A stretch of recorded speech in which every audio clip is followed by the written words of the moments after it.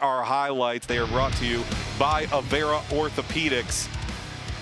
We'll start from the very beginning. Riley Funk got this tip less than 2 minutes in. Yeah, a way to silence the crowd and the puck movement, finding a seam with Riley Funk and his big body in front of the net for that early 1-0 lead.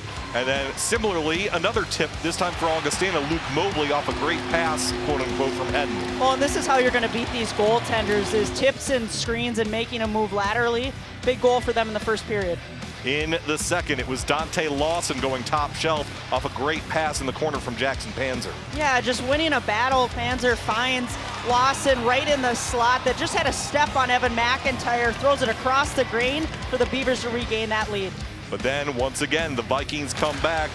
This was reviewed for potential offsides, but either way, Joey Del Greco essentially going 1-on-4 with this wicked wrister. Yeah, I mean, just the wrister by Joey Del Greco, the freshman, and the confidence that he had with the puck. He realized he didn't have a lot of support with him. They tie it up once again.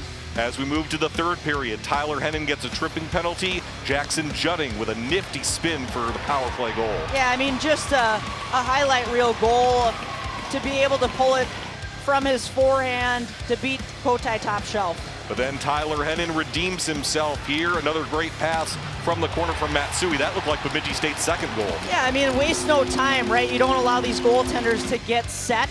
But unfortunately for the Vikings, they couldn't come back a fourth time. Bemidji State just had puck possession. They win this draw. Vince Corcoran just a clean shot.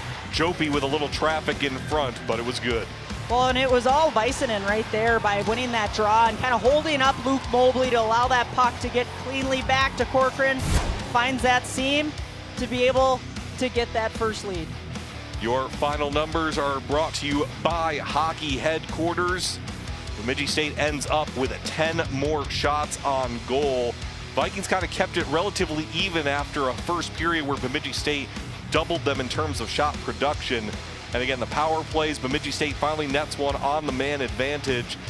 Relatively clean game, all things considered, but the Vikings, as you kind of alluded to, as great as they played, were kind of playing catch-up. Yeah, I mean, they couldn't get over the hump. I mean, they'd tie the game, and then the Beavers would continue to attack back and regain it. So, I mean, for the Vikings, they're looking for that opening goal, and I think that kind of set the tone for the game here early on. The Beavers had a little bit of the better play, as you can see by the shots on goal, but not a bad game by the Vikings, as Garrett Raboyne. He was happy with their effort, and they're looking to continue that and get on the other side of it tomorrow. The Vikings fall to 4-5 overall, 1-2 in conference play. Bemidji State wins its second overtime game of the season. They improve to 4-4 overall and 3-2 against CCHA competition.